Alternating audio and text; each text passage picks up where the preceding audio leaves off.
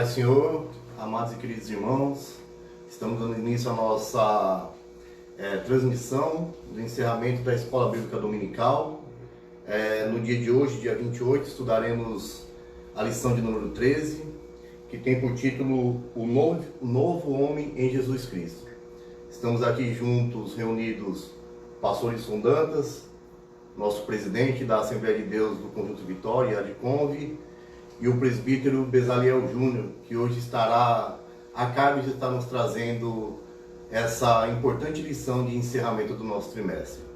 Eu já de pronto quero convidar o presbítero Bezaliel para estar fazendo a oração, para darmos início à nossa aula de hoje.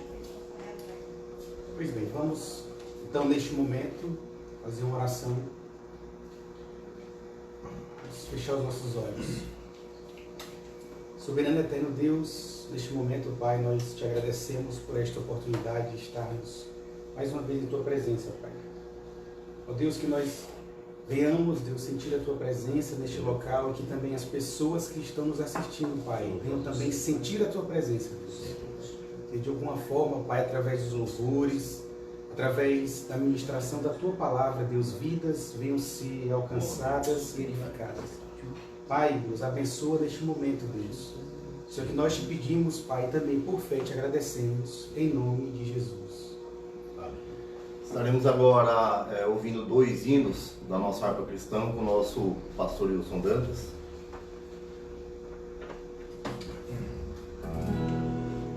Vamos cantar o hino de número 111 da nossa harpa cristã, depois cantaremos o hino 306. Primeiramente o 111. Que mudança em mim fez o meu bom Jesus.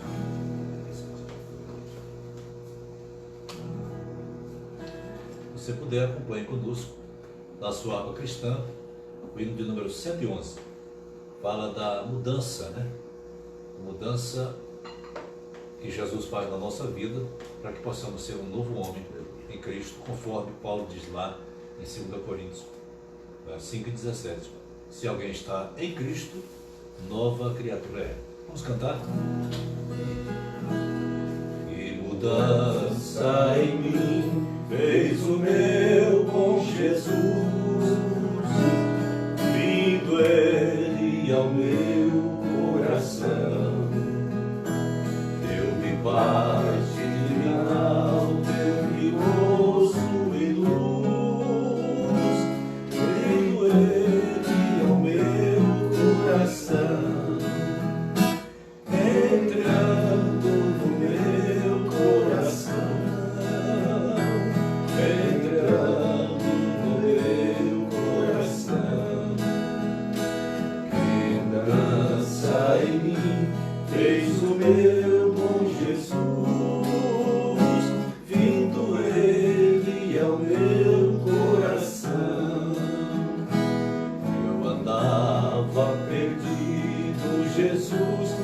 Salvou, entrando no meu coração, meus pecados sem conta, seu sangue lavou, vindo Ele ao meu coração, entrando no meu coração, entrando que mudança em mim fez o meu bom Jesus, vindo Ele ao meu coração, e agora do céu a certeza me deu, entrando no meu coração. Seu Espírito zelo e penhor concedeu, vindo Ele ao meu coração, entrando no meu coração, entrando no meu coração. Que mudança em mim fez o meu bom Jesus, vindo Ele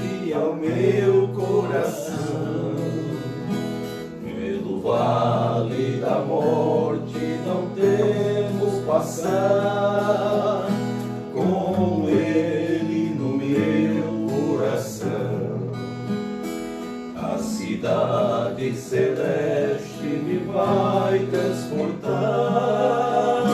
o guarda do meu coração, entrando no meu coração, entrando no meu coração.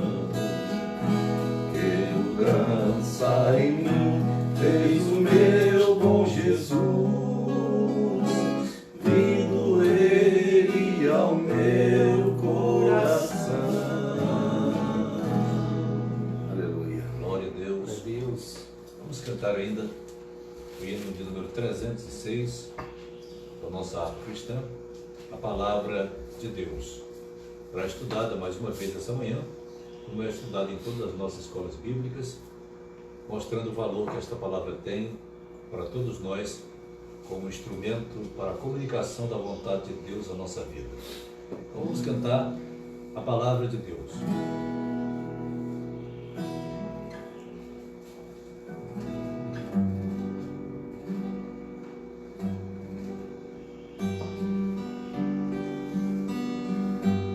A palavra de Deus é para mim um tesouro sem igual em valor.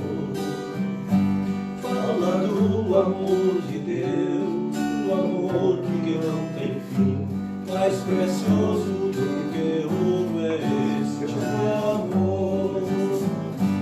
A palavra de Deus é doce mais que o mel, o que a toma pela fé há de ser fiel, porque Deus nos concedeu o Emanuel, rocha viva onde manda leite e mel, nos que guia pela senda da paz, que alumia os que em trevas estão, lâmpada que nos faz ver ousadia de Satanás e que brilha mesmo na escuridão.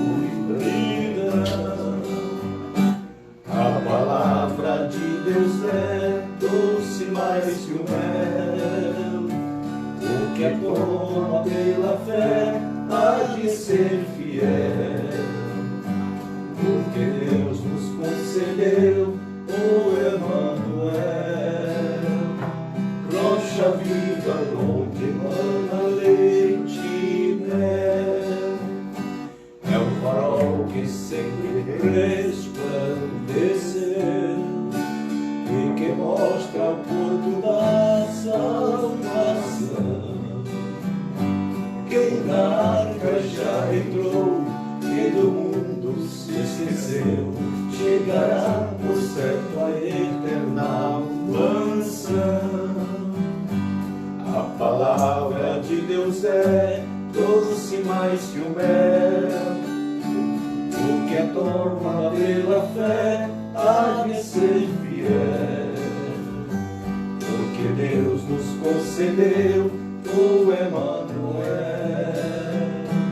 rocha viva onde mana leite e mel. Aleluia. Graças a Deus. Graças a Deus. Irmão, nós daremos prosseguimento aqui à nossa aula de hoje, né? Hoje nós, como já foi dito, estudaremos a lição de número 13. Durante todo o trimestre nós estamos estudando a raça humana, a origem, doutrina e redenção. E hoje, na lição de número 13, nós estudaremos o novo homem em Jesus Cristo. Esse é o encerramento da nossa lição, dia 29 de março de 2020, né? Para aqueles que querem acompanhar a gente aqui fazendo a leitura bíblica em classe se encontra em João, capítulo 3, dos versos 1 ao 16. Então você que tem a sua revista, pegue e nos acompanhe. E você que não tem, pegue a sua Bíblia e acompanhe nós a fazer essa leitura no dia de hoje. O texto áureo, ele se encontra em Efésios 4:13 e diz assim a palavra de Deus: até que todos cheguemos à unidade da fé e ao conhecimento de Filho de Deus, a varão perfeito, à medida da estatura completa de Cristo. Efésios 4, versículo 13. Repetindo mais uma vez o texto áureo, até que todos cheguemos à unidade da fé e ao conhecimento do Filho de Deus, a varão perfeito, à medida da estatura completa de Cristo. A verdade prática diz assim: a salvação em Cristo Jesus leva-nos à perfeição espiritual, moral e ética, porque Ele, embora Deus, foi o mais perfeito e completo dos seres humanos. A verdade prática, repetindo, ela diz assim: a salvação em Jesus Cristo leva-nos à perfeição espiritual, moral e ética, porque Ele, embora Deus, foi o mais perfeito e completo dos seres humanos. Para você que não tem a sua revista e quiser nos acompanhar, mais uma vez a leitura bíblica em classe se encontra em João 3, versos do 1 ao 16. E a palavra de Deus nos diz assim: e havia entre os fariseus um homem chamado Nicodemo, príncipe dos judeus. E este foi ter de noite com Jesus e disse-lhe: Rabi, bem sabemos que é mestre vindo de Deus, porque ninguém pode fazer esses sinais que tu fazes, se Deus não for com ele. Jesus respondeu e disse-lhe: na verdade te digo, que aquele que não nascer de novo não pode ver o reino de Deus. Disse-lhe Nicodemos: como pode um homem nascer de novo sendo velho? Porventura pode tornar a entrar no ventre da sua mãe e nascer? Jesus respondeu: na verdade te digo, que aquele que não nascer da água e do Espírito não pode entrar no reino de Deus. O que é nascido da carne é carne, e o que é nascido do Espírito é Espírito. Não te maravilheis de ter dito: necessário vos nascer de novo? O vento sopra onde quer, e ouves a sua voz, mas não sabe de onde vem, nem para onde vai. Assim é todo aquele que é nascido do Espírito. Nicodemo respondeu e disse-lhe: como pode ser isso? Jesus respondeu e disse-lhe: tu és mestre de Israel e não sabe disso? Na verdade te digo, que nós dissemos o que sabemos e testificamos o que vimos, e não aceitam o nosso testemunho. Se vos falar de coisa terrestre e não credes, como crereis se vos falar das celestiais? Ora, ninguém subiu ao céu senão o que desceu do céu, o Filho do Homem que está no céu. E, como Moisés levantou a serpente no deserto, assim importa que o Filho do Homem seja levantado, para todo aquele que nele crê não pereça, mas tenha vida eterna. Porque Deus amou o mundo de tal maneira que deu o seu Filho unigênito, para todos aqueles que nele crê não pereça, mas tenha vida eterna. Bendito seja o nome do Senhor. Amém. Glória a Deus. Mediante essa palavra aqui, eu quero convidar o pastor Wilson Dantas para estar fazendo uma oração, estar apresentando a vida do nosso professor aqui, o presbítero Daniel, que estará à frente dessa aula de hoje. Que Deus possa estar nos abençoando e abençoando a vida dele grandemente. Pai querido, nós oramos agradecidos por estar aqui, nesse momento de estudo da Tua Palavra em mais uma Escola Bíblica Dominical. Senhor, nós oramos por todos aqueles que nos acompanham nesse momento, através das redes sociais. Pedimos ao Senhor que a Tua bênção e a Tua Palavra esteja chegando a cada coração e que possamos, Pai, nesta manhã, através da instrumentalidade do Teu Filho, o presbítero Bezaliel Júnior, que vai ministrar a Tua Palavra, seja ele mais uma vez usado nas Tuas mãos para a comunicação do conteúdo sagrado aos nossos corações, e que a Tua Palavra possa continuar produzindo os efeitos benéficos que ela sempre produz em nossa alma, em nossa vida, transformando cada vez mais o nosso interior e o nosso exterior, para que possamos estar conforme a imagem de Cristo Jesus no dia da perfeição. Assim oramos e te agradecemos em nome de Jesus. Amém. Graças a Deus. Meus queridos, o Pai do Senhor Jesus, amém?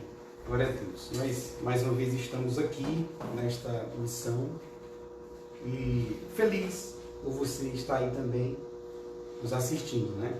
Antes de nós começarmos o conteúdo propriamente dito da nossa última lição desse trimestre, nós propomos aqui para o pastor Wilson Dantas, a liderança da Escola Bíblica Dominical, esse café, né? essa forma dinâmica aqui, para a gente de alguma forma estar bem tranquilo fazendo a exposição, né, do conteúdo da lição. E aí eu propus ao pastor que de alguma maneira eu faria aqui a exposição do conteúdo da lição de número 13 e ele no final fará aquela conclusão, né, abarcando aí todas as demais lições que inclusive já foram ensinadas ao longo aí desses domingos, né? Mas antes de nós adentrarmos aqui ao conteúdo propriamente dito, como já foi falado por mim, eu queria apresentar para você a nova lição desse trimestre, né? Nós estaremos aí ao longo de 13 domingos, né, aprendendo mais um pouco sobre a carta de Efésios, né? O título dessa nova lição é a Igreja Eleita, redimida pelo sangue de Cristo e selada com o Espírito Santo da promessa, né? Então, o conteúdo da nossa próxima lição está relacionada à carta que Paulo escreveu à igreja de Éfeso, né? Então, procure a liderança da escola dominical, procure o seu superintendente e adquira essa lição, que eu acredito que já deve estar nas mãos do mesmo, né? O pessoal da congregação sede, inclusive, já pode me procurar, pode procurar o diácono Fernando, o evangelista Valério, ou a nossa secretária, a irmã Graça, que ela já estará com esse material para lhe passar. Amém? Glória a Deus. Graças a Deus. Vamos então para esse outro momento, né? Meus queridos, ao longo desse trimestre nós estudamos e nos aprofundamos em cada lição e falamos sobre a raça humana, né? Desde a origem, a queda e a redenção. No final o pastor vai fazer a conclusão e vai fazer uma apanhado de todas as lições, né? Mas assim de forma bem sucinta para a gente construir um cabidal de conhecimento. As 3 últimas lições nós falamos sobre o homem do pecado, né? A 12ª lição nós falamos sobre o anticristo, o homem do pecado. A 12ª lição nós falamos sobre Jesus Cristo, o homem perfeito, e essa nós iremos falar sobre o novo homem em Cristo Jesus, né? Ou de forma mais sucinta, nós iremos abordar aqui no conteúdo da lição de número 13, pelo menos 3 doutrinas que são importantes, né, para o cristianismo, que é importante para a nossa igreja, que é a doutrina da redenção, né, a doutrina do novo nascimento, a doutrina da justificação e também a doutrina da santificação. É claro, é bem verdade que de forma sucinta e sumária, ao longo de 20 a 30 minutos no máximo, não tem como nós dirimirmos todo o conteúdo dessas doutrinas, né? Porque são, inclusive, categorias teológicas profundíssimas, que esse tempo é incapaz de nós consumirmos todo o conteúdo dessas doutrinas. Mas, apenas de forma didática e pedagógica, para ensinar e relembrar os nossos irmãos que estão nos assistindo, nós iremos trabalhar o conteúdo dessa lição focando essas 3 categorias. Repito, a redenção, né, a doutrina da redenção, que é a doutrina do novo nascimento, a doutrina da justificação e também a doutrina da santificação. Como já foi lido pelo diácono Fernando, a verdade prática diz assim: a salvação em Jesus Cristo leva-nos à perfeição espiritual, moral e ética, porque ele, embora Deus, foi o mais perfeito e completo dos seres humanos. Louvado seja o nome do Senhor Jesus. O objetivo geral da nossa lição é justamente ou basicamente mostrar que a salvação em Cristo implica a geração de um novo homem. Ou seja, uma vez que nós aceitamos a Cristo, confessamos a Ele como o nosso único e suficiente Salvador, nós passamos a ser nova criatura. Aquilo que o apóstolo Paulo nos ensina em sua 2ª carta à igreja de Coríntios, no capítulo 5, verso 17. Aquele que está em Cristo, nova criatura é. As coisas velhas se passaram, né? Eis que tudo se fizeram novo, se fez novo. Se eu roubava, não roubo mais. Se eu mentia, não minto mais. Se eu praticava qualquer coisa que viria a abonar a santidade de Deus, eu não faço mais, porque eu recebi o Espírito Santo de Deus, e a partir desse recebimento, através da minha fé, eu encontrei a minha salvação, e a partir disso eu sou uma nova criatura, um novo homem para a glória do Senhor Jesus, né? E através desse objetivo, a gente destaca mais 3 objetivos de cunho específico. né? Um dos objetivos específicos é apresentar o nascimento do novo homem, não é? E aí o pastor Cláudio Honor Corrêa de Andrade, que é o comentarista da lição, ele utiliza o texto de João capítulo 3, né? Aquela narrativa que todos nós conhecemos entre Jesus e aquele mestre, e aquele doutor da lei, Nicodemos, né? Onde ele se encontra com Jesus pela noite, né? Para não ser visto aí, porque Nicodemos era uma influência dentro do contexto do processo da história judaica, não queria ser visto como mestre, né? E aí ele se encontra com Cristo Jesus e começa a perguntar coisas que são de cunho de verdades espirituais, né? Como é que se faz para nascer de novo, como é que se faz para nascer da água do Espírito, né? E Jesus, de forma bem categórica, ele fala a Nicodemos de coisas que são espirituais e aquele mestre, aquele doutor não consegue compreender e entender, né? Mas Jesus estava falando do novo nascimento, que era o nascimento do Espírito, né? O nascimento da purificação da água pela palavra e também o nascimento do Espírito. Ou seja, somente o Espírito Santo de Deus pode produzir um novo homem em nossas vidas. Louvado seja o nome do Senhor Jesus. Nada que nós façamos, nenhuma das nossas obras, primeiro, pode nos justificar a Deus. Não pode. Não pode nos justificar diante de Deus. E somente o Espírito Santo da verdade pode produzir em nós um novo homem para a glória do Senhor Jesus. Louvado seja o nome do Senhor Jesus.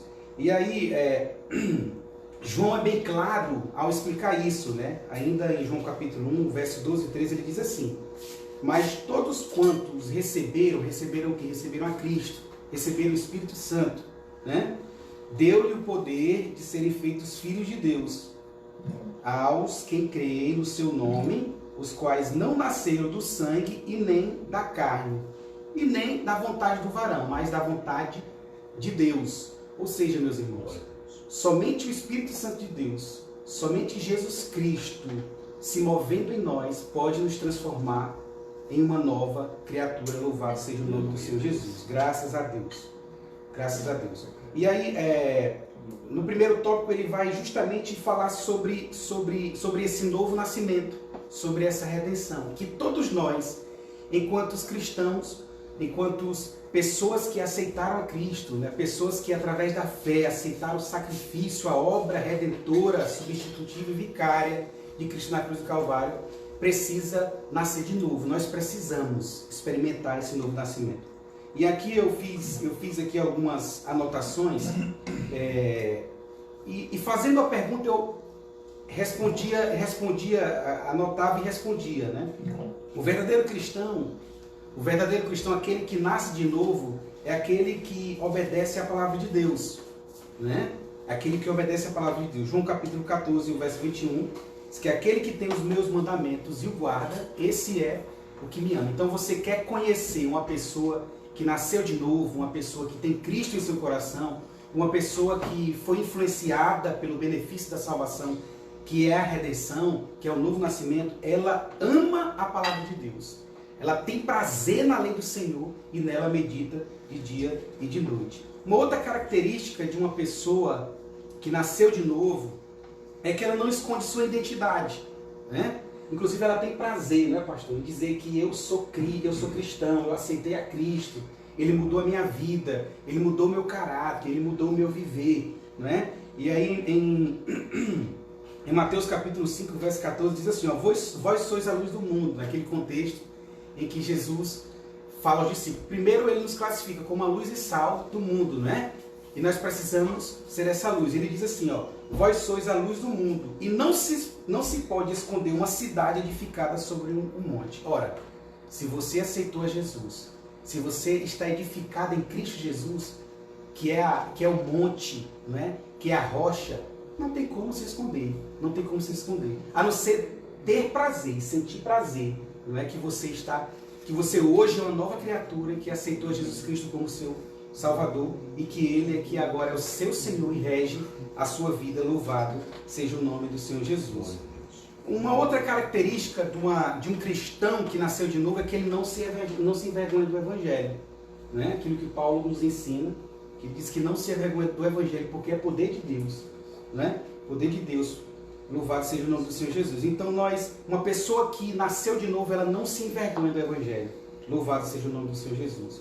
Uma outra característica de uma pessoa que consegue contemplar bem o benefício, um desses benefícios da salvação, que é a redenção, que é o novo nascimento, é que ele não se abala com qualquer notícia, não é? E aí os nossos pastores, o nosso pastor teve uma ministração na terça-feira, quando isso tudo começou, e os verdadeiros cristãos, as verdadeiras pessoas não entram em pânico, não é? Porque a sua fé está alicerçada na rocha inabalável que é Cristo Jesus. As tempestades podem até surgirem, né? Os problemas podem até aparecer, mas uma pessoa que nasceu de novo, além dele experimentar o Espírito Santo da verdade, ele também experimenta a força, o poder e a confiança que a sua fé está alicerçada em Cristo Jesus. Então pode vir o coronavírus, pode vir outras pandemias, outras enfermidades. Não estou aqui com isso dizendo que a gente não precisa se tratar, se cuidar. Não, não é isso que eu estou dizendo, não é? Mas que nós precisamos, independente disso, ter a nossa fé alicerçada na rocha que é Cristo Jesus. Então, se você não se abala com qualquer notícia, com essas notícias, né, que nós estamos aí cansados de ouvir aí através da mídia, você é um cristão que já experimentou o novo nascimento, né? Uma outra característica de um cristão que experimentou a redenção, o novo nascimento, é misericordioso. Essa misericórdia, né? Ou seja, a misericórdia é não recebemos aquilo que merecemos. Não recebemos aquilo que merecemos. O que é que nós merecemos, amados? A cruz. Nós merecemos a morte. Mas Jesus Cristo, através da sua obra redentora e salvífica, nos deu a liberdade. Através do seu Filho Jesus, nos deu a liberdade. Exerceu o mais alto clímax da misericórdia, não é? E através desse exemplo de Cristo na cruz do Calvário, ou seja, ele teve misericórdia de nós, nós também devemos exercitar esse exercício e também, como uma pessoa que nasceu de novo, também devemos ter misericórdia das outras pessoas, né? E por último, não se conforma com este mundo. Um cristão, uma pessoa que nasceu de novo, que experimentou, né, essa graça que é a redenção, ele não se conforma com este mundo, né? Mas antes, aquilo que Paulo escreve em Romanos capítulo 12, né, não se conforma com este mundo, mas é transformado pela renovação do entendimento. Ele não se amolda a esses padrões, né? O padrão que ele se amolda é aquele padrão desenvolvido e revelado através da palavra de Deus, que é o reino de Deus.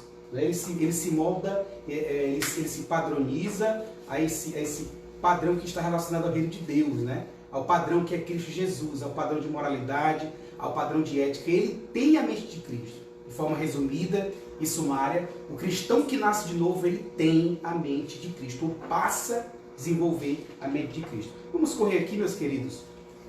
O segundo tópico ele vai falar sobre a justificação, não é? Esse termo que soa mais de forma conotativa ao campo jurídico, né? A prática forense, por exemplo. Só que, para nós cristãos, esse termo ele é mais amplo, né? Porque no campo jurídico, enquanto a justificação significa aquela pessoa que nunca errou diante da Constituição, ele não tem nenhuma forma, nenhum litígio, nenhum pecado, nenhum tropeço, não é? E aqui a gente entende de forma mais ampla, porque a justificação para Deus está relacionada em conhecer o sacrifício, ou seja, nós, como pecadores, reconhecer o sacrifício de Cristo na cruz do Calvário, e através desse sacrifício, mediante a nossa fé, nós sermos justificados. Ou seja, é como se Deus, não é? É como se eu ou você que está me ouvindo, que está me escutando, uma vez que nós aceitamos a Cristo, temos Ele em nosso coração, nós passamos a ser justo pelo sacrifício de Cristo na cruz do Calvário, né? As nossas obras não podem nos justificar diante de Deus. Apenas Cristo, através do seu sacrifício meritório, pode nos justificar. Então, automaticamente, quando eu aceito a Cristo, né, eu vou passar pelo processo de santificação, mas experimento a redenção e automaticamente tenho esse título de ser justo diante de Deus. É aquilo que ele fala para Abraão em Gênesis capítulo 17, a partir do verso 1. Ora, a Bíblia diz assim: e Abraão, da idade de 99 anos, né, e Deus apareceu, o Senhor apareceu para Abraão e disse: Abraão, entre na minha presença e ser perfeito. Ou seja, Abraão, lógico, já reconhecendo, já aceitando Cristo como seu suficiente mestre, né? Ele recebeu o benefício da justificação. Então, a justificação, queridos, a justificação, para nós que somos cristãos, ela soa diferente da justificação que é para o ser humano, né? Para o ser humano. Ele diz aqui, ó, nada que nós possamos fazer, ou seja, é inútil diante de Deus, né? Nada que eu e você possa fazer através das nossas obras pode nos justificar diante de Deus, né?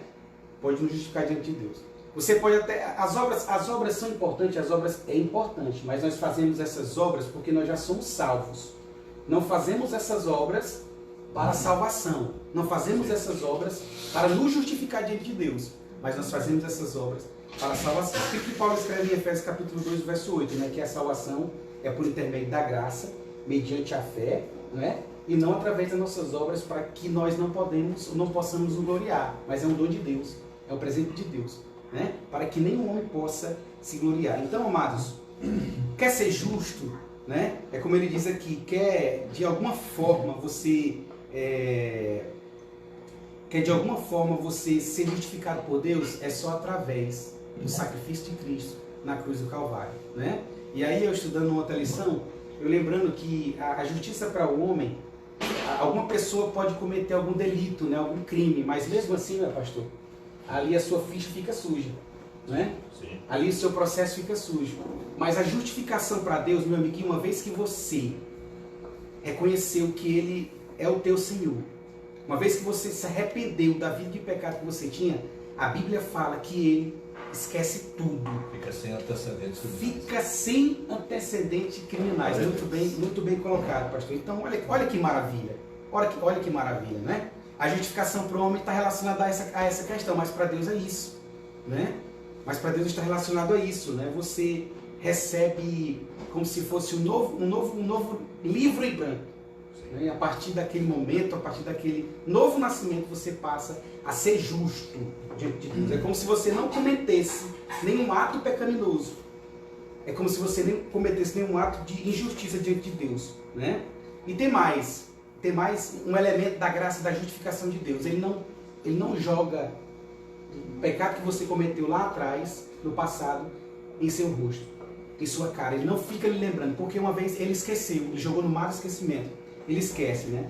Então, o pastor Cláudio Honor de Andrade nos faz entender e compreender que a maravilhosa doutrina da salvação, nós não recebemos só o perdão, ou anistia pelos nossos pecados, né? Mas nós nos tornamos justos, limpos diante de Deus, como eu falei aqui para vocês, né? E vamos caminhar para o último tópico, onde vai falar sobre a santificação, né? Essa doutrina maravilhosa que é pregada há 108, 109 anos aí pela Assembleia de Deus brasileira, né? E é uma doutrina que ela tem sua importância nos dias atuais, né? E a Bíblia fala que uma vez que nós aceitamos a Cristo, nós passamos por esse processo. Ele coloca aqui pelo menos 3 processos. O processo da santificação posicional, né? Que está relacionado à nossa nomenclatura diante a igreja, diante as pessoas, né? E por muitas vezes o apóstolo Paulo tratou e chamou as pessoas ali daquelas igrejas a qual ele passava e abriu os trabalhos de santos, né? Então nós somos santos posicionalmente, né? Aquilo que está registrado em Lucas capítulo 23, em 1 Coríntios capítulo 1 e 2, em 1 Pedro 2 e 9. Também passamos pelo processo de santificação progressiva, ou seja, hoje eu busco a santificação mais do que o dia de ontem. Hoje eu sou mais santo, mais perfeito, né? Estou mais próximo de Deus, mais consagrado de Deus, mais do que o dia de ontem. E a santificação final, né? Que é aquela onde nós receberemos um corpo glorificado, e aí nós não mais pecaremos, né? Receberemos a coroa da vida e estaremos com Cristo nos ares. Mas, amados, enquanto nós estivermos aqui nesta igreja, nesta terra, nós estamos passando por esse processo. É por isso que às vezes a gente vê, às vezes, o irmão, às vezes tropeçando, às vezes o irmão que precisa de ajuda, porque ele está em outro processo que às vezes não está no seu, né? E quando eu estudei essa parte desse tópico aqui sobre a santificação, eu lembrei novamente de Gênesis capítulo 17, verso 1, né? onde Deus apareceu a Abraão, né, e chamou ele à perfeição. Né? E a perfeição aqui para nós, a santificação, a perfeição, não é uma vida perfeita, como nós fomos influenciados pela filosofia platônica, por exemplo. Que perfeição é aquela pessoa que não erra, que anda naqueles estribilhos, que ele não tropeça. Não, a perfeição aqui para Deus, a perfeição aqui para a Bíblia, significa uma maturidade espiritual, que ele, não é que ele não venha errar, mas que ele pode saber que ele não pode errar. Porque se ele errar, ele vai ser perdoado, mas também vai passar pelo tribunal de Cristo. Não é? Tem a ver com a integridade diante, a minha e a sua integridade diante de Deus. Então a perfeição está relacionada com a maturidade espiritual que dia após dia nós passamos a ser mais santos, a ser mais puros, a ser mais perfeitos, né? É aquilo que está registrado no nosso textual, em Efésios capítulo 4, verso 13, que diz assim, ó: até que todos cheguemos à unidade da fé, ao conhecimento do Filho de Deus, o varão perfeito, à medida da estatura completa de Cristo Jesus. Louvado seja o nome do Senhor Jesus. E para encerrar, amados, eu deixo aqui uma situação sine qua non, sem a qual ninguém veremos a Deus. A Bíblia fala em Hebreus, capítulo 14, verso 14, em Hebreus, capítulo 12, verso 14, que nós devemos seguir a paz com todos e a santificação, porque sem a qual, ou seja, sine qua non, nós não veremos a Deus. Aqui tem uma condição, né? Para que nós possamos morar com Deus, ver a Deus, aqui tem uma condição, né? Primeiro nós precisamos seguir a paz com todos, né? E também exercitar a santificação, né? A separação, cada dia ser mais parecido com Cristo Jesus, para que nós possamos orar com Deus. Meu pastor, fique à vontade. Obrigado. Meus irmãos, nós estamos aí ouvindo uma belíssima exposição da palavra concernente à última lição nossa, né? Trazendo o nosso tema, o novo homem em Jesus Cristo. Nós vimos que cada lição, como a gente sempre diz, Fernando, do encerramento dos nossos trimestres, os irmãos são conscientes disso, que a gente diz que cada lição bíblica da nossa escola, ela vem em tempo oportuno. Deus não manda aleatoriamente. O Espírito Santo sempre orienta a nossa casa publicadora através dos seus editores e dos bons comentaristas que temos, como o exemplo aqui do ilustre pastor Cláudio Corrêa de Andrade. É um homem que tem um longo histórico aí de comentários de escola bíblica e de livros escritos para a edificação da igreja da palavra. Nós chamamos aí de um escritor cristocêntrico, uma pessoa que é abalizada. É exemplo de tantos outros que nós temos, como temos gente da nossa região e aqui do Maranhão, que é o nosso querido pastor Zé Gomes, que também está se destacando aí na nossa CPAD. Então tudo vem a tempo. Como a tempo está chegando agora essa próxima lição que vai tratar da igreja eleita. Aqui nós tratamos sobre o homem, a raça humana, origem, queda e redenção. Tivemos aqui esse compêndio de 3 lições, externada aí, explanada pelos nossos pastores, professores, irmãos e irmãs, que Deus tem levantado na nossa igreja. Aqui nós queremos aqui, nesse encerramento, agradecer carinhosamente a participação de todos aqueles que durante esse trimestre estiveram se desdobrando para a ministração da palavra. Também agradecer o carinho dos nossos alunos, aqueles que amam a escola bíblica e que estão sempre nas manhãs de domingo, buscando investir, não é gastar, investir o seu tempo no estudo sistemático da palavra. Nós acabamos de ouvir a exposição aqui do professor Bezaliel Júnior, trazendo a nós a importância desse novo homem em Cristo e a mudança que Cristo traz, né? E precisamos aqui rapidamente, em questão de minutos, vamos passar aqui, dar um passeio aqui bem rápido, de forma panorâmica, sobre essas nossas 12 lições anteriores, né? Nós vimos aqui a primeira lição falando sobre o primeiro Adão. Se você tiver com a sua revista na mão, você pode acompanhar aí rapidinho, né? Vamos apenas passar o primeiro Adão, né? É a nossa primeira lição, o nosso primeiro homem. Adão, o primeiro homem, como a Bíblia fala lá do primeiro Adão e do segundo Adão. Estamos tratando aqui do primeiro, realmente é aquele homem que foi criado por Deus, feito pelo Senhor, como a Bíblia diz que o Senhor diz, façamos o homem, a nossa imagem conforme a nossa semelhança. Pegou, desceu, amassou o barro, deu forma, fez o homem, e a Bíblia diz que o Senhor soprou nas suas narinas e o homem foi feito alma vivente. Glória a Deus. Depois de tudo aquilo, percebemos que o homem estava só. Deus diz, olha, não é bom que esteja só, farei uma adjutora. A Bíblia diz que o Senhor fez cair um pesado sono sobre Adão, cerrou uma de suas costelas, dela fez a mulher, fechou a carne em seu lugar, e quando Adão despertou daquele sono, ele estava então ao lado de uma mulher bonita que Deus havia criado para ele, e ele ficou muito feliz, é claro, e disse assim, esta será chamada varoa, porquanto do varão foi tomada. Esta é carne da minha carne e osso dos meus ossos. E Deus assim os abençoou e disse a eles, crescei, multiplicai, enchei a terra e dominai sobre ela. Glória a Então nós Deus. vimos aqui, isso aqui não é o que muitos chamam teoria do criacionismo. Para nós, isso é verdade. Verdade insofismável, verdade eterna de Deus. Respeitamos, é claro, todas as demais teorias científicas, mas cremos, adotamos e vivemos a Bíblia Sagrada como regra de nossa fé. Aleluia.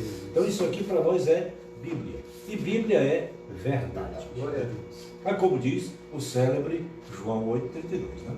Conhecereis a verdade, e a verdade vos libertará. Aleluia. E nós sabemos que a verdade bíblica, o centro da verdade bíblica é Cristo Jesus. Ele mesmo disse, eu sou o caminho, a verdade e a vida. Aleluia. Então esse foi o nosso primeiro assunto, sobre o primeiro homem, a criação e os seus aspectos, né, dessa criação e a criação da primeira mulher. Vimos aí as duas primeiras lições, e nós fomos para a terceira lição, que é a lição da natureza do ser humano.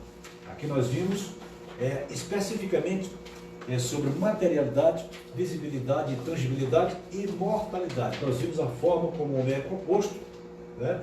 A complexidade desse ser, que por sua própria natureza, eu sempre digo, qualquer homem que se diga ateu e quiser ter um testemunho vivo de Deus, de que Deus existe, basta se olhar no espelho. É verdade. Basta olhar-se o seu próprio reflexo, a sua imagem refletida no espelho, para entender a impossibilidade da inexistência divina ante a complexidade do ser humano. Aleluia. O ser humano não poderia ser jamais uma obra do acaso. Né? Estou falando do ser humano para citar, porque o ser humano é a coroa da criação de Deus, é o que há de mais perfeito na criação. Deus fez tudo perfeito, mas o ser humano é a coroa dessa criação. Né? E para ter esse ser tão complexo, capaz de processar, entendeu? Milhões e milhões de pensamentos e ideias em fração de segundo, capaz de dominar, você pode ficar aí talvez impactado com o avanço da tecnologia, com essa comunicação que estamos fazendo com você. Você está aí nos assistindo e pensando, talvez não se dá conta, por já ser tão natural, de como é complexo fazer isso aqui, e você está, entendeu? Se pensássemos isso há 20, 30 anos atrás, você dizia, seria impossível alguém estar falando e a gente está assistindo aqui diretamente, transmitido por um simples aparelho de celular. E o que é isso? Isso é o avanço da tecnologia. E o avanço tecnológico nada mais é do que a essência do poder dominador que Deus entrega ao homem. Deus disse ao homem, dominai, sujeitai.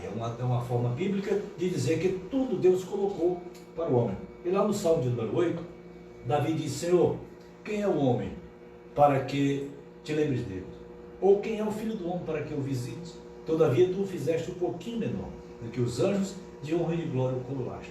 Deste o domínio sobre as obras de tuas mãos. Todas as ovelhas e bois, bestas feras do campo, aves do céu, tudo colocaste sob o seu domínio e debaixo de seus pés. Por isso, Senhor, magnífico é o teu nome sobre toda a terra. Glória a Bendito Deus. seja Deus. O problema é, temos que convir, que boa parte dos homens, ao exercer esse domínio, esquece a magnitude do nome de Deus, esquece de dar glória ao Criador, que é bendito para sempre. Mas nós estamos estudando aqui a natureza humana, a complexidade deste ser.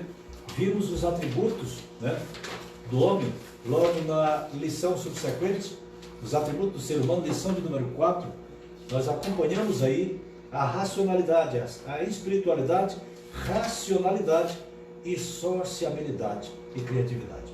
colocamos aqui, foram abordados 4 aspectos, né? Falando do homem como um ser espiritual, e esse espírito anseia, anela o reencontro com o Criador, né? E a sua purificação dos pecados do ser humano. Nós vimos aqui a racionalidade, o homem como um ser racional, um ser pensante, um ser que pensa, age e se responsabiliza, ou pelo menos deve se responsabilizar pelos seus atos, por serem atos volitivos, atos que são oriundos da sua vontade, né? Nós vimos um ser que usa o seu raciocínio para se sobrepor, mas nós vimos também que o raciocínio deve ser usado para adorar a Deus. Por isso nós vimos lá em Romanos 12, Paulo dizendo assim, olha, prestemos ao Senhor o nosso culto racional. Aleluia. O culto da racionalidade. A igreja, ao contrário do que muitos pensam, que a fé seria irracional, porque a fé, como disse o escritor aos Hebreus no capítulo 11, ela é o firme fundamento das coisas que se esperam e ela é também a certeza das coisas que não se vê. Como a essência hoje da filosofia humana é materialista, as pessoas acreditam naquilo que veem, naquilo que podem pegar, às vezes se contrapõe esse tipo de fé dizendo os crentes têm uma fé irracional. Não, a nossa fé, ela é sim uma fé racional, apesar de não ser lógica, porque lógica é apenas uma circunferência imaginária por onde passam as possibilidades do pensamento humano. A nossa fé está acima da lógica, porque o nosso Deus é o Deus do impossível. Glória ao nome do Senhor. Mas o culto que prestamos ao Deus é um culto racional. É uma fé que nos leva a racionalizar e entender que Deus é soberano sobre nós e que nós devemos prestar a Ele um culto que venha da essência do nosso ser. Por isso esse culto é ao contrário do que muitos pensavam, que ia encerrar com o breve, esperamos, fechamento dos templos. Muito embora alguém possa pensar, agora pronto, paramos a igreja porque nós fechamos o templo. Se fechamos os templos, eles vão cultuar aonde? O nosso culto é racional. Nós cultuamos nos templos porque amamos a nossa igreja, amamos o nosso templo e temos um mandamento de Deus para congregarmos. Mas aonde está um cristão e ele tiver uma ligação direta com Deus, ele presta ao Senhor um culto racional e esse culto é recebido dos céus. Bendito seja o nome do Senhor. E nós vimos então a sociabilidade, que é o homem vivendo em sociedade, a capacidade, a tendência gregária do ser humano de viver em sociedade, e por último a criatividade ligada ao trabalho. Nós fomos para a lição de número 5, estamos já concluindo, a unidade da raça humana. Nós vimos aí a forma como foi no princípio, era uma raça só, era uma só língua, portanto havia uma unidade racial, e outra vez voltamos para a nossa origem. Quando se fala de unidade racial, fala que toda a humanidade é originária de um mesmo tronco racial, ou seja, ela é originada do mesmo casal, do mesmo núcleo genético que é Adão e Eva, que forneceram, né, os seus gametas através da relação sexual, normalmente, né, e dali eles foram então procriando. Deus deu o poder procriador e eles então proliferaram a raça humana. Porém, essa unidade racial é a unidade linguística e psicológica. Nós vimos aqui nessa origem focada de uma forma bem detalhada pelo professor pastor Cláudio Correia de Andrade, né? Mostrava que a humanidade tinha uma facilidade, né? E nós vamos ver lá na frente, quando chegarmos em Babel, que foi preciso haver uma intervenção divina para que mudasse isso aí, não porque Deus realmente quisesse dispersar o povo e causar essa confusão, mas na verdade para conter, né, que as pessoas, usando dessa facilidade, que era a unidade linguística, viessem então se submeter contra Deus, né, e contrariar os mandamentos da sua palavra. Nós vimos aqui a unidade linguística original e vimos que depois da dispersão há um projeto de Deus para reunificar, e esse projeto é Cristo. Em Cristo todos somos um. Aleluia. Mesmo tendo diferentes línguas, mesmo estando em culturas diferentes, mesmo vivendo em sociedades totalmente diferentes, mas aqueles que estão em Cristo se tornam um. Aleluia! É o que nos une hoje, é o Evangelho de Cristo Jesus e a nossa ligação com Ele, porque Deus enviou o seu Filho ao mundo para que de todos os povos fizesse um. Antes de Cristo vir, o povo escolhido eram apenas os judeus. Os outros eram relegados ao esquecimento e eram tidos como indignos da glória. Mas como Cristo veio, abriu-se a porta de Deus para toda a humanidade. Paulo diz em Tito, capítulo 2, versículo 11, né? Porque a graça de Deus se manifestou salvadora a todos os homens. E em Cristo nós somos um. Bendito seja o nome do Senhor. Nós vamos para a lição 6, e essa lição trata sobre a sexualidade da raça humana. Nós vimos aqui, e agora vamos focar naquilo que eu considero um dos pontos principais desta lição, que foi: Deus criou apenas dois sexos, macho e fêmea, né? Macho e fêmea. Deus criou apenas dois sexos, macho e fêmea. E aqui nós vimos, na verdade, o sexo como criação de Deus para vários objetivos. No ser humano nós tivemos os objetivos que foram a procriação, quando Deus disse: dê a eles a capacidade de proliferar a espécie, perpetuar e espalhar sobre a Terra. E hoje nós temos, né, mais de 7 bilhões, né, de pessoas sobre o planeta Terra.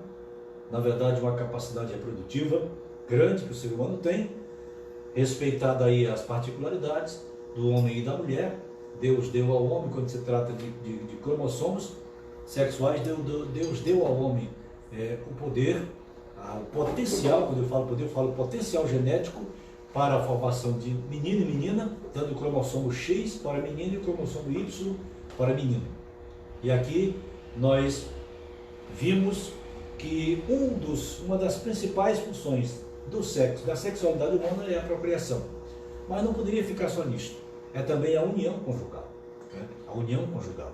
Para que homem, marido e mulher, regulamentados pelo casamento, tivessem uma vida de união e de satisfação plena, que termina sendo para a glória de Deus. Aleluia. Aí a nossa revista fala não da turpação da sexualidade, mas do sexo visto como algo santo da parte de Deus para a completude da raça humana e da felicidade do casal.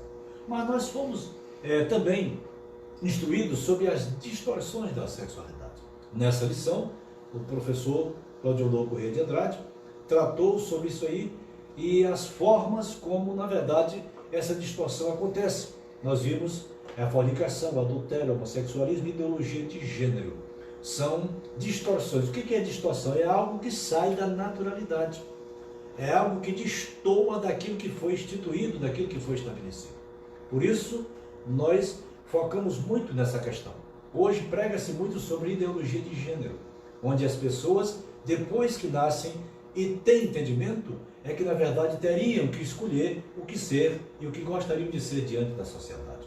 Isso, na verdade, é exercer o livre-arbítrio que Deus deu para contradizer e para contrariar aquilo que foi estatuído na sua palavra. Aquilo que na verdade foi colocado por Deus. Então isso é uma distorção. Ideologia de gênero que hoje, infelizmente, de uma forma perversa, é colocada na cabeça das nossas crianças, nesse terreno fértil, aí que é a memória infantil. Absorver como um chão regado absorve a semente, para depois frutificar. A mente da criança absorve as informações para depois processá-las. E na frente, o objetivo disso aqui é produzir uma sociedade totalmente alienada, sem identidade e sem condição de saber quem é diante de Deus e diante dos homens. Mas a Bíblia está dizendo, e nós estamos reforçando aqui, através da escola bíblica, quem frequenta a escola bíblica não é alienado. Quem frequenta a escola bíblica é informado sobre Bíblia, sobre fé e sobre ciência. A ciência verdadeira, não a ciência distanciada de Deus. Né? E a Bíblia diz que em Cristo residem, ou seja, moram em Cristo corporalmente os tesouros da sabedoria e da ciência. Louvado seja o nome do Senhor. A lição 7 fala sobre a queda. O ser humano, a Bíblia não omite, não é um livro de fantasias, de fábulas. A Bíblia é um livro de verdade, por isso ela não omite os pontos negativos de seus vultos. Você pode ver que todo homem que é traçado o seu perfil biográfico nas páginas da Bíblia, ele tem todas as curvas e oscilações da sua vida. Um exemplo disso é Davi. Davi foi um homem que a Bíblia chama de segundo o coração de Deus, mas a Bíblia não esconde os seus erros. Para mostrar que Davi era, acima de tudo, um homem comum. Né? O próprio Tiago diz que Elias era um homem sujeito às mesmas paixões, ou seja, os mesmos problemas que nós.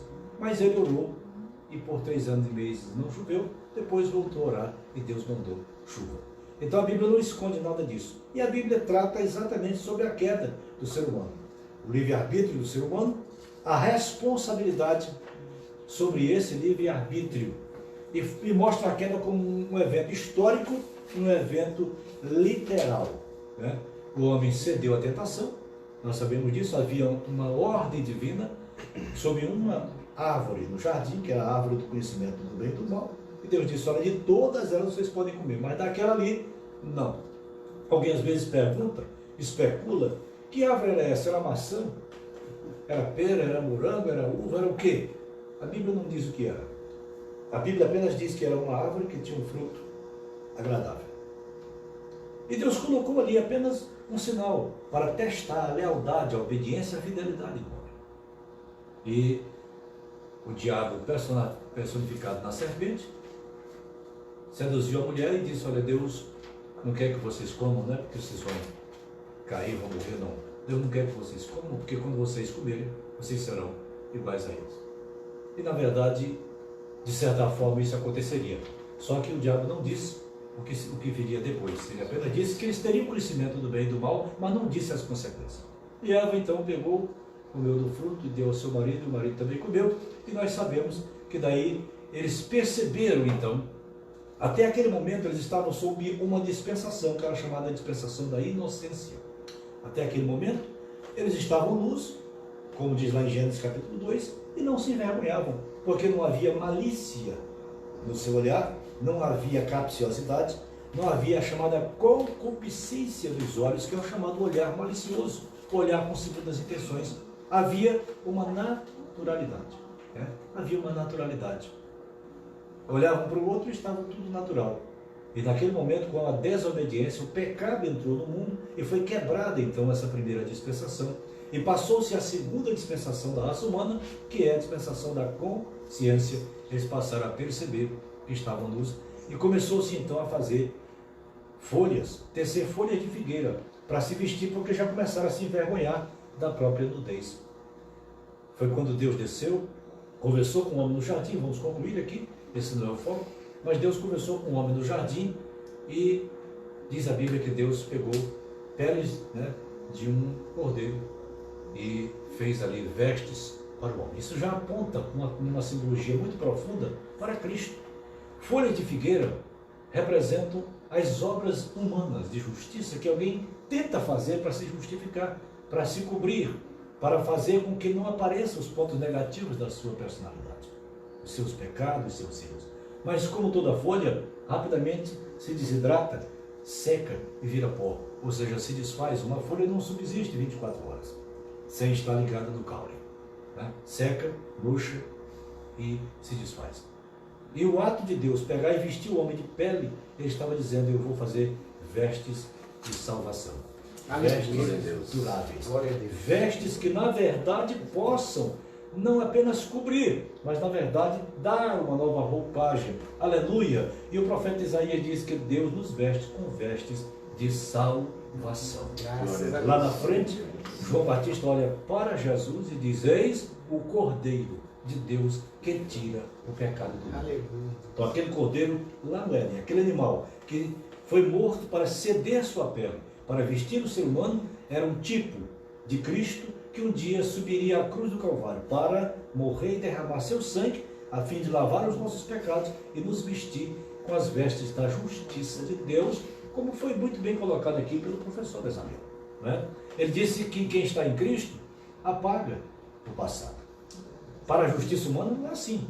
Para a justiça humana você cumpre a pena, né? Mas fica lá o nome para que, se alguém olhar, tem lá os seus chamados antecedentes criminais. A Bíblia diz que o sangue de Cristo não apenas cobre, o sangue de Cristo apaga os nossos pecados e nós somos uma nova criatura em Cristo Jesus. Glorifique a Deus aí na sua casa, onde você está, porque Cristo fez isso em nossa vida. Louvado seja o nome do Senhor. Aleluia. Nós vimos como as consequências, né, da queda, a morte física e até a morte espiritual.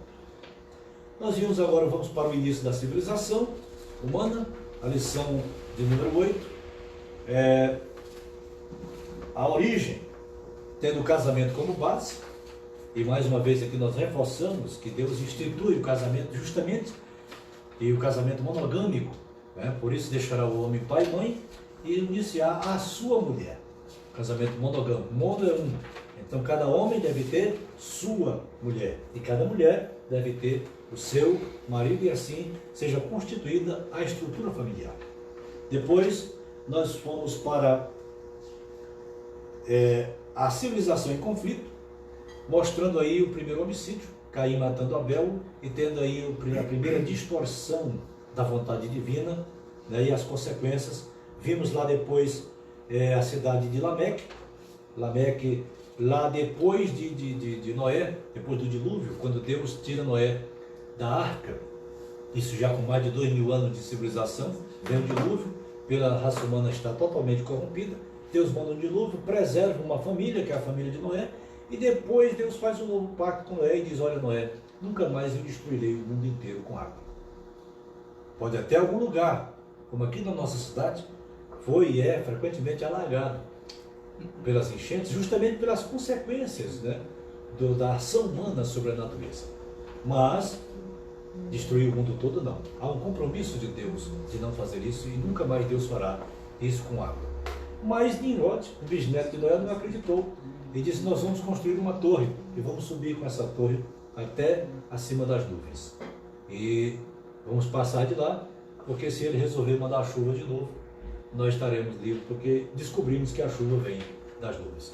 E como a língua era uma só, eles tinham facilidade para se comunicar e começaram então a fazer aquela torre. Foi quando Deus disse assim: olha, se nós não descermos agora e interviermos, o homem não vai mais ser possível barrá-lo em seus intentos. Então Deus desceu e confundiu as línguas, e hoje nós temos aí milhares de idiomas e dialetos espalhados sobre toda a terra, e o homem hoje já não consegue mais se comunicar diretamente. Hoje as pessoas, para se comunicarem de forma universal, é preciso que saiba inglês ou espanhol, pelo menos, para que possa dizer algumas palavras de modo a ser inteligível, pelo menos no mundo comercial. Deus espalhou todos em Babel, mas nós temos que entender que também, assim como Deus espalhou todos em Babel, Deus também nos une a todos em Cristo. Nós vimos aí o projeto do globalismo, que é justamente isso que nós acabamos de dizer na lição de número 9. Alguém hoje fala muito em globalização, mas o primeiro projeto de globalismo, né, foi exatamente na Torre de Babel. O globalismo foi na Torre de Babel. A intenção realmente de unificar um só povo em torno de um só projeto. Hoje nós falamos em globalização porque o que acontece em qualquer nação do mundo repercute nas outras. O que acontece hoje, por exemplo, na China, repercute em todo o mundo. O que acontece hoje no Japão é sentido imediatamente no Brasil e vice-versa. O mundo está globalizado. Mas Deus interveio em Babel. E não se espante com aquilo que eu vou dizer para concluir esta lição. Deus vai também intervir no mundo globalizado. De que forma, pastor? Deus vai intervir, primeiramente, arrebatando a sua igreja. Glória a Deus. Arrebatando a sua igreja. Deus vai intervir, tirando daqui um povo. E depois, Deus vai intervir, governando a terra por 1000 anos através de Cristo. A Bíblia fala isso e nós falaremos oportunamente. Concluindo, a lição do número 10, nós vimos o efeito do Evangelho na mudança da cultura humana. O efeito do Evangelho mudando a cultura da humanidade. Observe bem. O que é cultura? Nós tivemos a definição e vimos por esta lição que nenhum homem pode viver de forma acultural, ou seja, sem cultura. Nós somos um ser que vivemos em sociedade e cada sociedade tem a sua cultura, tem a forma de ser. Mas nós vimos que, em nome da cultura, a sociedade mergulha na iniquidade. Hoje nós estamos vendo aí que cultura já deixou de ser a valorização da arte. a valorização da beleza, a valorização do ser humano, a expressão através da pintura, através da escultura, através da música, entendeu? Da arte cênica e de tantas outras. Não, hoje cultura passou a ser, na verdade, uma exposição daquilo que há de pior na personalidade humana. A valorização, a banalização dos valores morais e a valorização da deturpação moral. Né? Nós vimos hoje que às vezes o conceito de arte está em expor uma pessoa, um homem nu, para que crianças indefesas possam ter acesso de uma forma obscena a isso, como uma forma de dar a essa criança uma primeira experiência sexual e cultural. Isso é uma aberração que alguém pode chamar de cultura. Uma cultura que não respeita valores morais, uma cultura que não respeita valores religiosos, uma cultura que não respeita a essência da família como célula máter da sociedade, não pode ser chamada de cultura. Na verdade é iniquidade, é deturpação moral. E nós vimos então essas culturas aqui, a cultura do homicídio, a morte sendo propagada, pessoas matando a outros por coisas banais, e a cultura do erotismo, que é o que nós acabamos de falar.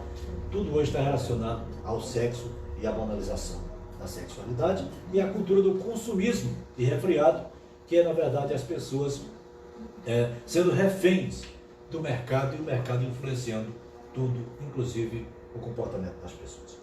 Então, meus amados, nós vimos aqui o poder transformador do Evangelho, que o Evangelho transforma cultura. E nós vimos isso hoje na lição. Como é que o Evangelho transforma a cultura? Transformando as pessoas. O Evangelho transforma a sociedade quando transforma o indivíduo. Ele transforma a cultura quando ele muda o comportamento das pessoas que estão sob aquela cultura. Aquele que tinha a cultura do homicídio, que matava por banalidades, pelo bel prazer de matar, não mata mais. O que roubava, não rouba mais. O que se prostituía, não se prostitui mais. O que traficava, não trafica mais. Isso é uma mudança gradativa que vai sendo influenciada na sociedade. Por isso nós pregamos o Evangelho, porque ele é poder de Deus para a salvação. E a salvação é transformação de caráter. Salvar, no primeiro aspecto, não é tirar as pessoas daqui. Tirar é a última parte da salvação. Salvar é mudar aqui. É fazer com que as pessoas realmente experimentem essa mudança de vida. E aí nós vimos aqui o poder do Evangelho nessa transformação. E é por isso que a igreja insiste tanto em pregar o Evangelho. Porque quem tem contato com o Evangelho tem contato com a mudança de vida e com a intervenção, a mudança na sua cultura. O homem do pecado, foi a lição de número 11, nós vimos aí a forma como o comentarista abordou esse aspecto sobre o homem do pecado. Ele fala sobre um homem que há de vir. E nós sabemos que esse homem é o anticristo. Um homem, um líder mundial que está surgindo. E eu quero aqui fazer um alerta a todos vocês que me escutam nesse momento, e eu me vejo, sobre esse homem do pecado. Que a Bíblia diz que é o anticristo. Nós encontramos ele lá em Apocalipse, né? Apocalipse capítulo 13, nós vimos aí o surgimento de um líder mundial. E hoje, diante dessa conjuntura, há muito tempo, vocês hão de convir comigo, que há muito tempo algumas autoridades já falam da necessidade desse homem.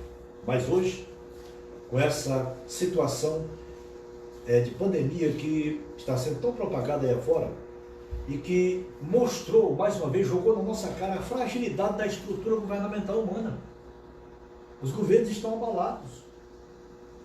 Escute aí, os governos mundiais estão abalados diante dessa coisa tão insignificante, de um vírus que não tem esse poder assim, tão letal, né? Comparado, é claro, a outros vírus que já mataram mais.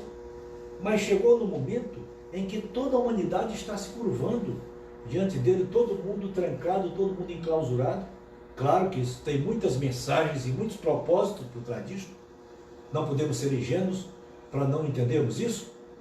Mas o que sabemos é que os governos não estão encontrando solução para esse momento. E de tudo isso está resultando já um clamor. Já tem autoridades renomadas do mundo inteiro já dizendo: precisamos urgentemente de um líder mundial que tenha um comando central, precisamos de um governo central, centralizado, que tenha os dados de toda a humanidade na mão, que tenha uma sintonia com todas as nações do mundo e que tenha uma voz de comando para dar soluções a problemas dessa natureza. Não tenha dúvida. Eu não estou dizendo aqui, quero que isso fique registrado, que o anticristo surgirá por conta dessa epidemia de corona. Não. Escute bem, estou dizendo que isso é um sinal que está chegando, dizendo que as pessoas passarão a clamar com mais intensidade para que uma pessoa só assuma o governo do mundo. E essa pessoa, pela Bíblia, será o homem do pecado. O anticristo, que vai chegar com solução para tudo, apresentando soluções para todos os problemas e sendo então abraçado por todas as nações ou por quase todas elas. Então, queridos, não nos enganemos. A Bíblia diz que aqueles que estão atentos e vigilantes perceberão os sinais. E o que está acontecendo nada mais é do que um sinal. Esse homem virá, assumirá um governo, né? E esse governo virá para se opor a Deus, para se opor a Israel, para se opor a Jesus, né? Para se opor a todos. E nós cremos pela palavra que ele só assumirá depois que a igreja for arrebatada para o céu. Por isso a importância de nós, cristãos, pregarmos o Evangelho, alcançarmos as almas para Cristo e mantermos a nossa fidelidade com o Senhor. Ele virá, assumirá, entendeu? E terá o seu império, o seu governo por 7 anos, dividido em período em dois períodos de 3 anos e meio. Os primeiros 3 anos e meio serão de paz, uma falsa paz, é claro, uma prosperidade passageira, e logo depois ele vai se rebelar contra tudo que se chama Deus, e o próprio Deus vai intervir outra vez, Jesus Cristo vai intervir, vai prender o líder político e o líder religioso que lhe dará a sustentação, e vai lançar os dois vivos no lago de fogo e enxofre, e serão atormentados de dia e de noite. Jesus vai prender Satanás por 1000 anos e vai governar a terra por 1000 anos ao lado dos seus anjos, dos seus ministros, que serão os seus santos de todos os tempos até aquele dia. Bendito seja o nome glorioso do Senhor. E agora nós concluímos falando sobre Jesus, o homem perfeito, né? Mostrando Jesus Cristo que veio ao mundo, os seus atributos, a sua perfeição, e mostrando que Cristo veio ao mundo sendo 100% Deus e 100% homem. Filipenses, capítulo 2, Paulo diz assim, olha, tenhamos todos o mesmo sentimento que houve em Cristo Jesus, o qual, sendo Deus, não se vangloriou, ou seja, não se orgulhou, não teve por usurpação ser igual a Deus, mas esvaziando-se. Esvaziando de quê? Da sua glória. Né? Desceu, tomou a forma humana, e na forma humana, tomando a forma de servo, humilhou-se até a morte de cruz, e Deus o exaltou soberanamente, e lhe deu um nome que está sobre todo nome, para que ao nome de Jesus todo joelho se dobre nos céus, na terra e debaixo da terra, e toda língua confesse que Jesus Cristo é o Senhor, para a glória de Deus Pai. A imperfeição que existe no homem natural por conta do pecado é sanada pela perfeição de Cristo Jesus. O primeiro Adão errou, que era o Adão criado no Éden, que foi tentado e cedeu. Mas o segundo Adão, que é Cristo, é santo, é perfeito e eterno, não pecou, foi imaculado, viveu a sua vida de uma forma santa e deu a sua vida na cruz para que hoje nós tivéssemos vida e vida com abundância. Tudo se resume em Cristo Jesus, e a última lição de hoje, que ele traz para nós, como fomos ensinados, um novo nascimento, uma nova identidade e uma nova criatura em Cristo Jesus. Deus abençoe, meus amigos, Deus abençoe você que nos assistiu e nos honrou com a sua companhia até aqui. Deus abençoe, Fernando. Amém. Nós já vamos estar terminando, irmãos. Nós agradecemos, né, a companhia de todos vocês. Agradecer ao nosso professor dessa manhã, né, o presbítero Bezaliel, que também é o nosso superintendente da Escola Bíblica Dominical. Agradecer imensamente também ao nosso pastor aí por compartilhar um pouco dessa sabedoria bíblica, né, com a gente aqui. Ficamos muito felizes. Reforçar também o agradecimento do pastor a todos vocês, professores, pastores, que durante essas 13 lições aí estiveram conosco, nos ajudando, nos apoiando, né? A gente não tem palavras para agradecer vocês, somente Deus para recompensar. Assim como todos os alunos, né, que se fizeram presente também. Eu sei que tem muitas pessoas sentindo falta desse momento, né, da Escola Bíblica Dominical. Nosso templo ele continua fechado até segunda ordem das autoridades, mas a nossa igreja continua de pé, né? Porque a igreja somos nós, é vocês que estão nos assistindo. E é dessa maneira que, para aqueles que não têm essa convivência ainda com a Escola Bíblica Dominical, é dessa maneira que nós começamos o nosso domingo. Não com essa banquete que foi nos preparado hoje, que é esse café da manhã, mas aprendendo e glorificando o nome do nosso Senhor Jesus Cristo. E isso nos deixa muito felizes nessa manhã, de começar o nosso domingo dessa maneira. Nós sabemos que dessa maneira o nosso dia será um dia produtivo, um dia abençoado, e nós queremos transmitir essa bênção, essa paz, para todos vocês que têm nos assistido, né? Nós estaremos agora fazendo encerramento, né? E até pedir para o pastor mesmo já pegar o seu violão aí, né? Para estar nos abençoando um pouquinho mais com uma canção, com um hino. E convidar o presbítero Bezaliel para ele estar fazendo aí a oração final e nos abençoando. Quero só, na oração, avisar a todos que nos acompanham que à noite nós teremos o nosso culto, começando às 19h30. Às 19h30 começaremos aqui o nosso culto. Pedimos até aos nossos queridos pastores que, por bondade, aqueles que puderem fazer um pouquinho antes, para que depois, nesse horário, possamos todos estar juntos, né, nessa live, adorando o nome do Senhor de forma unificada para a glória de Deus. Então, às 19h30 estaremos aqui iniciando o nosso culto em família, e você na sua casa adorando a Deus juntamente conosco, né? Uma oração, presbítero Bezaliel. Oremos então. Pai Celestial, que alegria, Deus, sentimos em nossos corações, Deus. Mais uma vez, aprendemos a Tua Palavra, Deus, esse banquete maravilhoso, esse banquete da graça, Pai. Que esta palavra, que estes ensinamentos bíblicos, Deus, venham fazer morada em nossos corações, e nós possamos, Deus, através de produzir frutos dignos de arrependimento, Pai, e edificar, Deus, essa sociedade corrompida que jaz no maligno, Pai. Abençoa as nossas vidas, abençoa a vida do pastor Wilson Dantas, abençoa a vida, Pai, do diácono Fernando, a sua família, Deus, para que nós possamos, Deus, continuar, Deus, firmes e fortes, fazendo, desenvolvendo o Teu reino aqui nesta terra, Pai. Abençoa os nossos alunos, os nossos professores, os nossos amigos, Deus, aqui do Conjunto Vitória, de Imperatriz, do estado do Maranhão e também do Brasil, Pai. Abençoa, Deus. Sara essa nação, Deus. Sim, meu Deus. Sara essa nação, Pai. Em nome de Jesus, Pai, nós te agradecemos por tudo, Deus. Amém, amém e amém. Por tudo que tens feito, por tudo que vais fazer, por tuas promessas e tudo que és, eu quero te agradecer com todo o meu ser. Aleluia, Jesus. Por tudo que tens feito, por tudo que vais fazer, por tuas promessas e tudo que és, eu quero te agradecer com todo o meu ser. Te agradeço, meu Senhor. Te agradeço, meu Senhor. Te agradeço, meu Senhor. Te agradeço por me libertar e salvar, por ter morrido em meu lugar. Te agradeço, Jesus, te agradeço, eu te agradeço.